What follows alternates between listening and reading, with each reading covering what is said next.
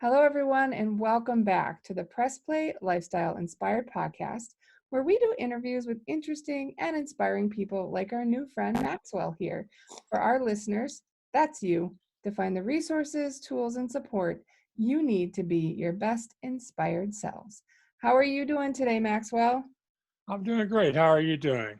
I'm doing fantastic. It's light and it's warm enough here in Wisconsin to not wear a coat, so that always makes me excited. uh, Tell that to Texans about August is all I can tell you. Yeah, Um, I've been I've been there in that time of year. Um, it's hot.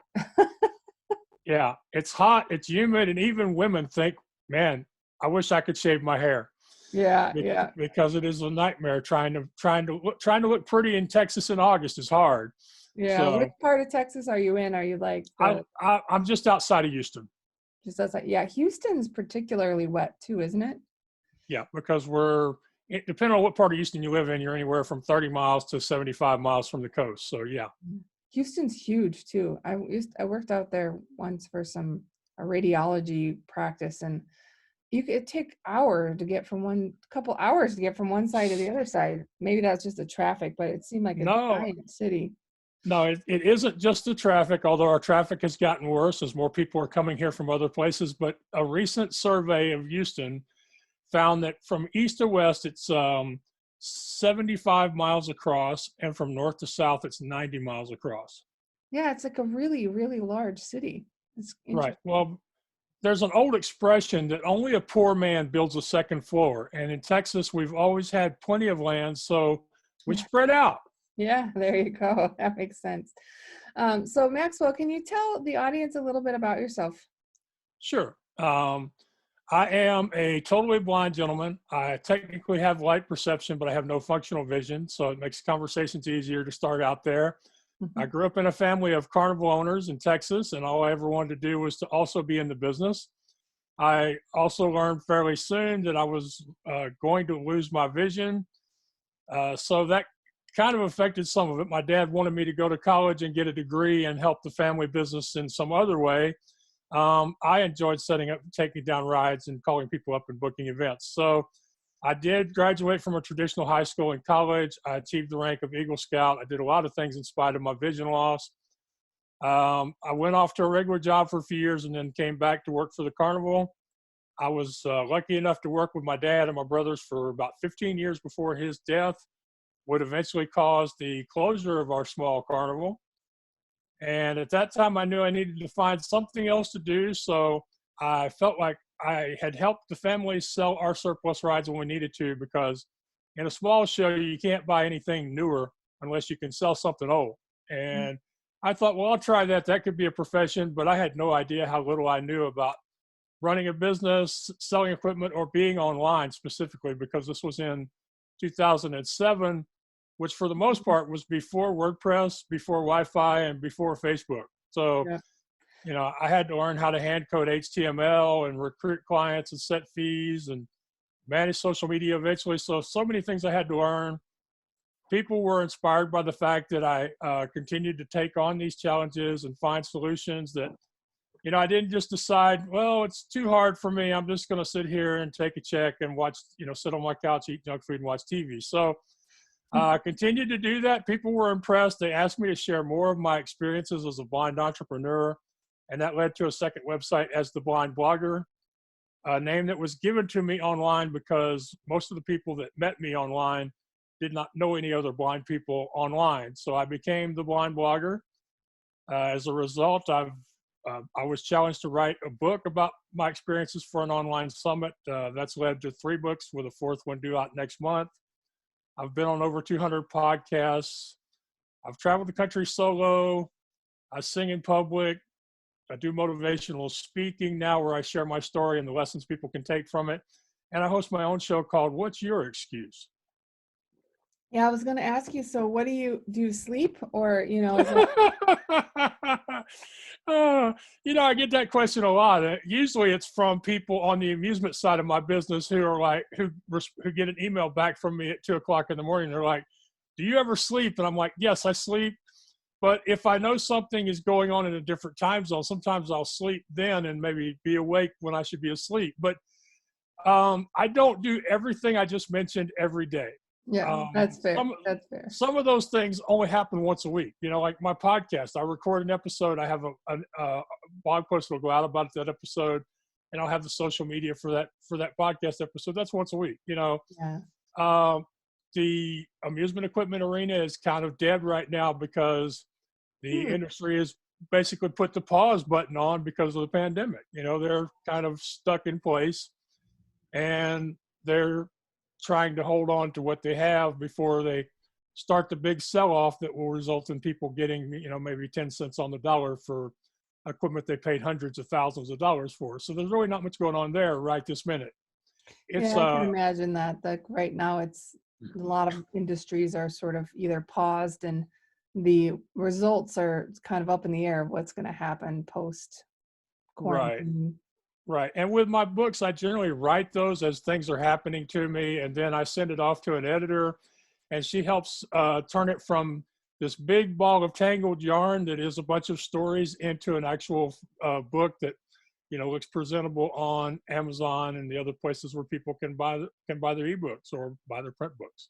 Yeah, I relate to that. I have 3 books that I've written and edited several times that are still sitting on my computer because like at some point I'm like 3 edits in and I'm like, I'm good. I don't All right. Okay. Well, you need to talk to my friend Lorraine regularly at wordingwell.com. And I mentioned her because this is something I believe firmly in doing, is if somebody has helped me along my journey, and some cases they've charged me full price, sometimes it's been partial price, sometimes they've given me installments when they shouldn't have, sometimes it's just been out of the goodness of their heart.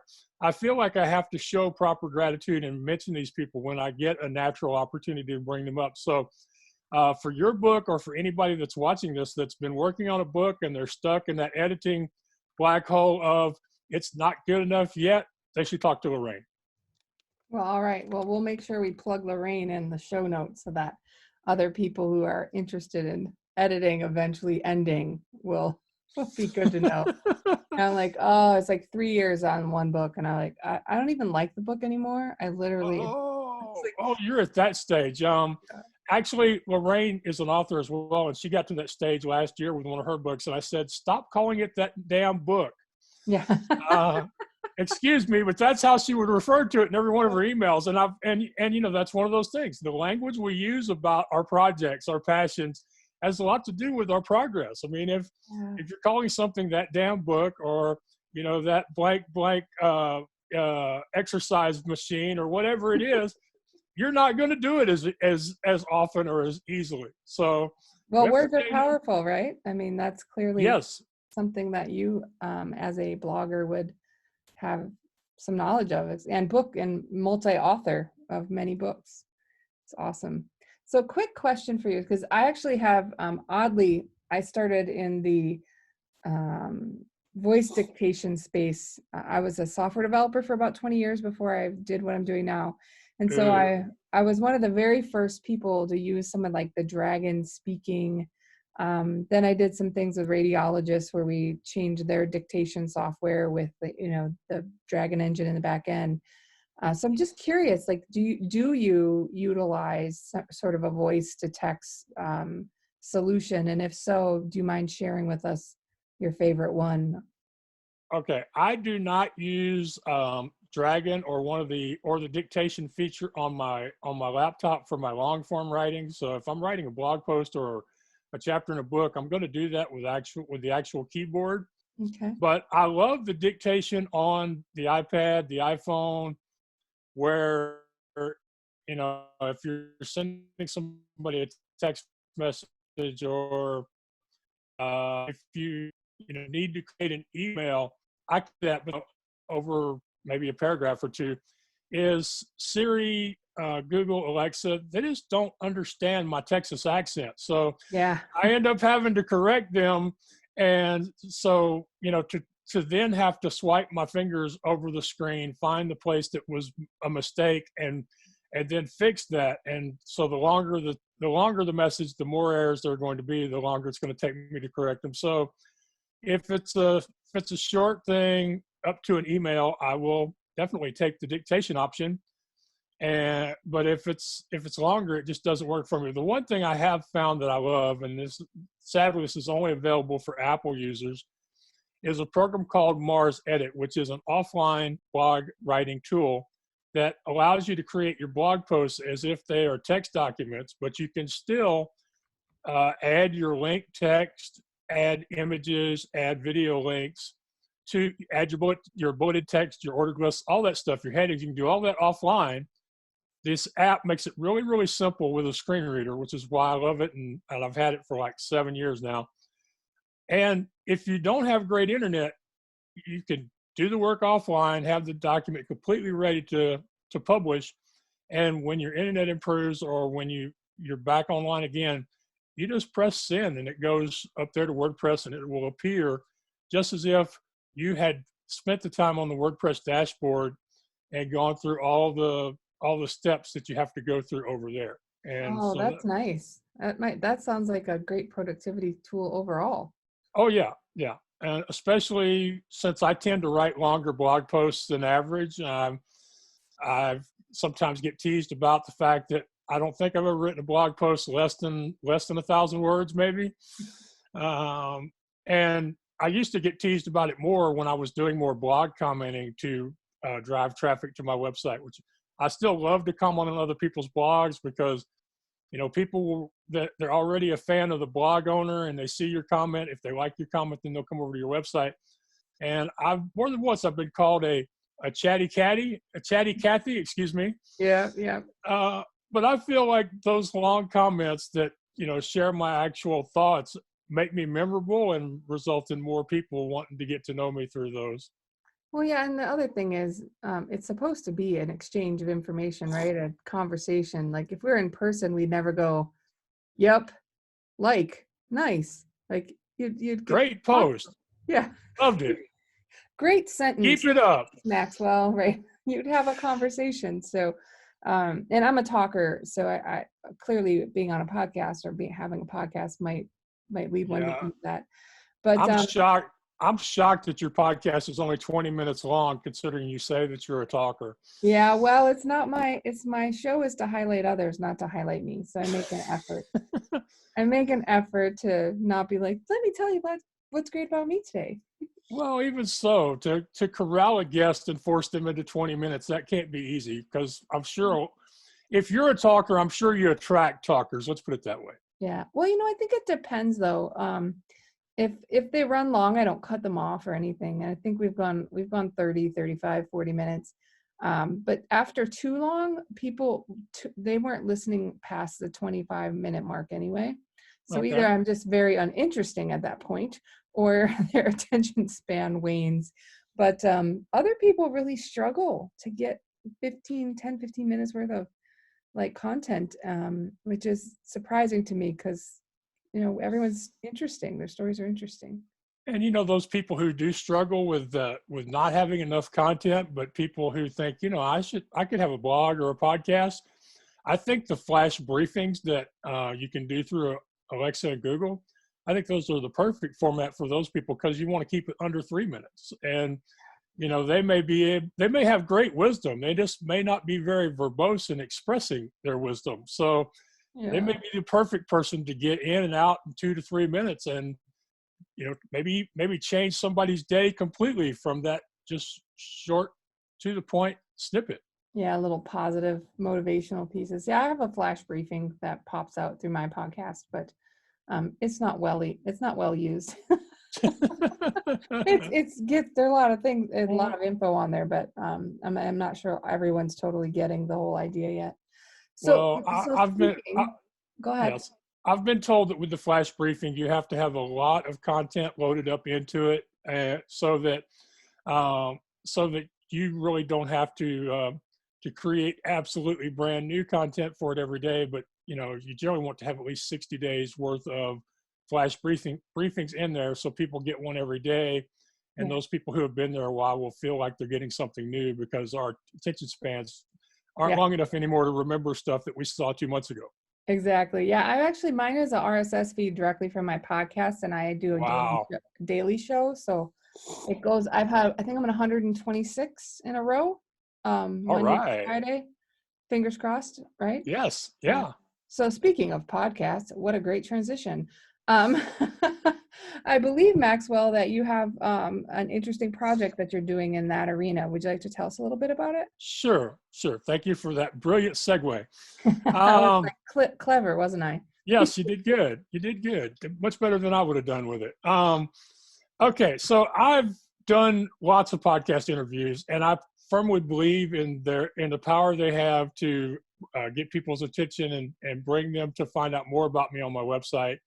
I also believe they're the most fun, energizing way to promote yourself. And a lot of people want to be on podcasts, but they've never done it, or they're not sure if they're doing it right. So I thought, maybe I ought to create a program to teach people how to be that next rock star podcast guest. And so I've got a thing I call 8 weeks, which is at theblindblogger.net/8 weeks with the number 8. And it's a combination of, first, we get them clear on their story and start them thinking about telling their story more powerfully, because Mhm. hosts don't book you, your product, or your service. They book your story, or at least that's my experience. Yeah.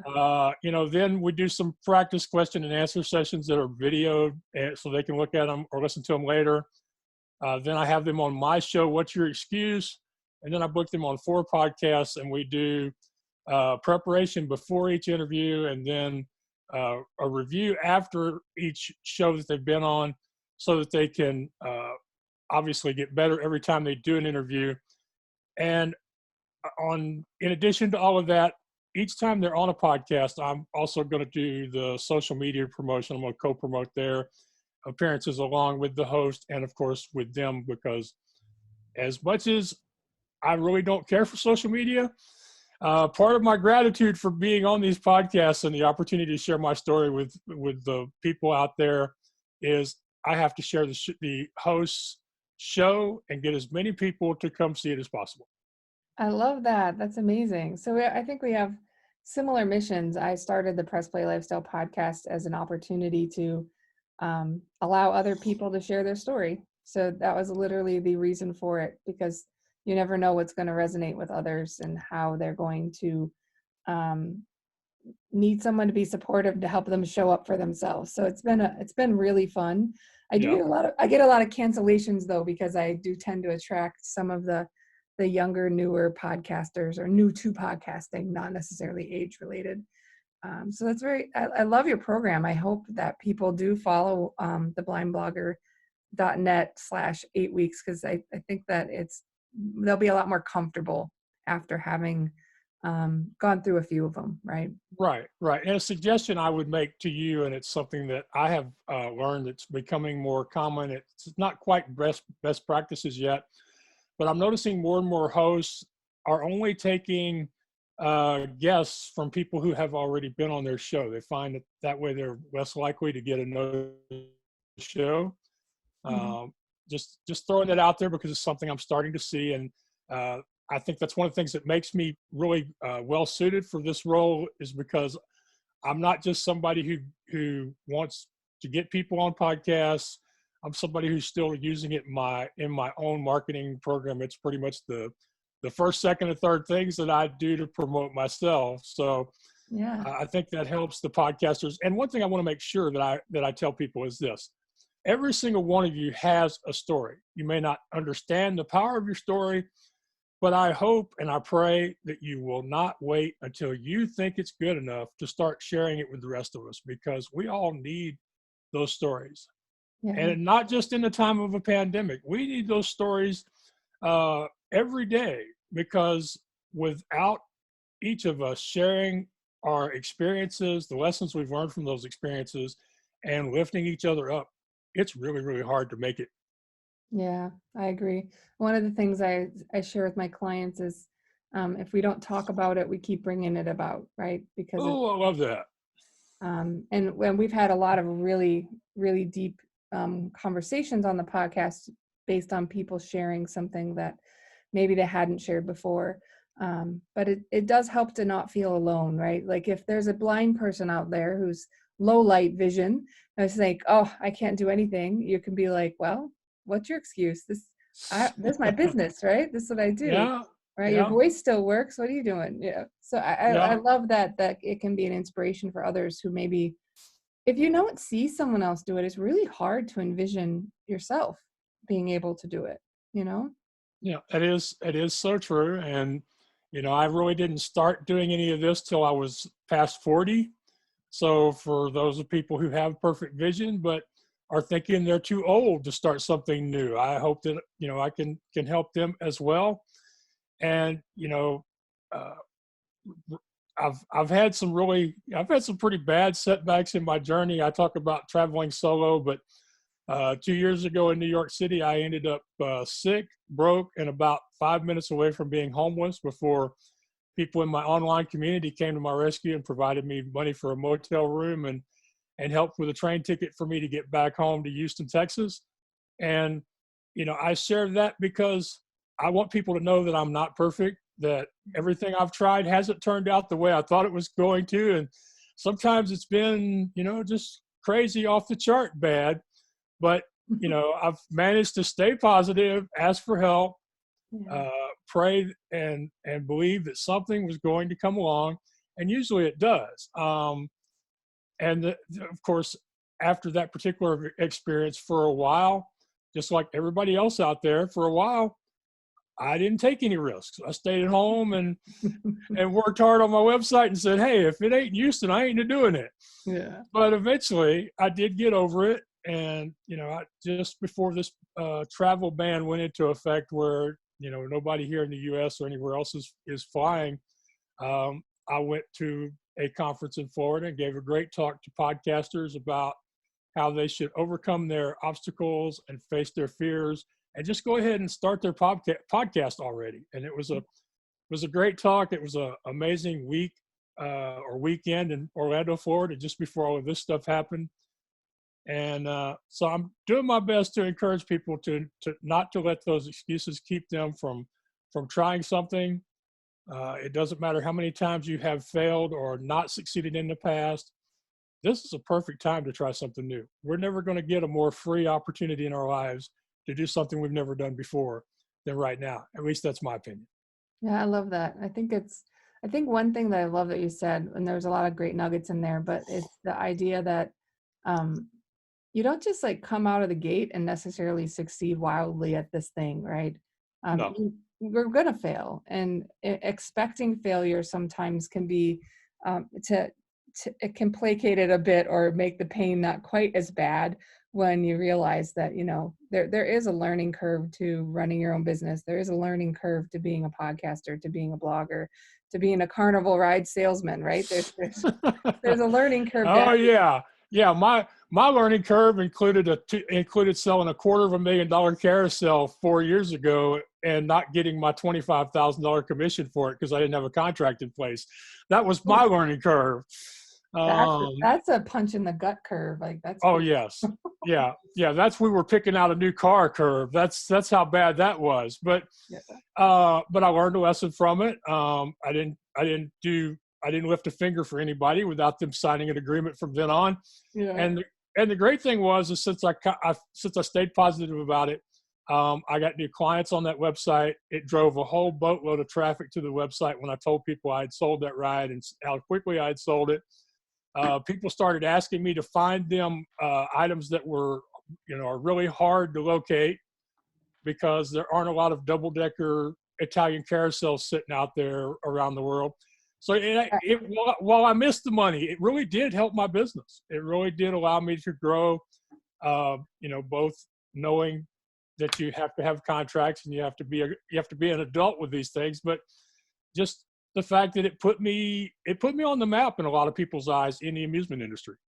Yeah, I think again, sometimes your mess becomes your message, right? Like Oh yes, you learn so many things from all of the different challenges that you've had, and you've been able to like bring that to others. So hopefully they learn from some of your missteps, but even if they don't not do it, they have someone that they can look up to that's found an opportunity or a way through the mess that they were in.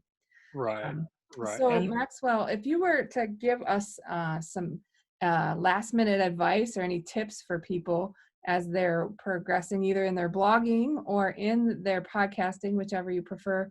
What is the best advice you can give someone who's just starting out? I think if I'm stuck having to choose one, which if you've looked You at can my choose website at both. all, if I'm stuck choosing one, which you know is hard for me, I'm going to go with this. We are not intended to do anything important by ourselves, and in fact, to try to do it by ourselves is not any fun. It's a whole lot more enjoyable if you bring people along on your journey. So this is what I would say: when you refuse to ask for help, you rob the other person of the joy Mm. they would have received from helping you. And take the focus off of yourself. Don't think that if I can't do it all myself or don't know it all myself, I'm weak, inept, I'm a failure. Put it on the other person. Think, hey, I wonder, I bet I would make their day if I asked them to share all this experience and knowledge that they have with somebody who really needs the help. And I'm telling you, you're making their day worse by not asking, Yeah. because just the fact that they get an opportunity to help somebody that really can do nothing for them but say thank you is a great boost to your ego, and it really makes your day better. Absolutely. Absolutely. Well, thank you so much, Maxwell. I really appreciate it. If people are looking to find out more information about you, you want them to go to theblindblogger.net. Anywhere else you'd like to reference so that they can find you online? Theblindblogger.net is the place to go. That's where they'll find the blog posts about my podcast and the social media connections. I just want y'all to know that you don't have to want to hire me to reach out to me. I love meeting new people, making new friends, and just waiting to see where those new connections will take us both. So theblindblogger.net, or just ask at theblindblogger.net. Go to the email address. Don't even waste time with the contact form. And say, hey, Max, I saw you on Press Play, and I think you are amazing, and I want to talk to you about X. Awesome. I love it. Well, thank you so much, Maxwell. I appreciate you spending time with us today. And I look forward to staying in touch since we're both in the podcasting arena. I suspect we'll bump into each other again. I think we will, and I appreciate it, Jackie. I've enjoyed myself, and I hope you have a good day. You too. Bye-bye.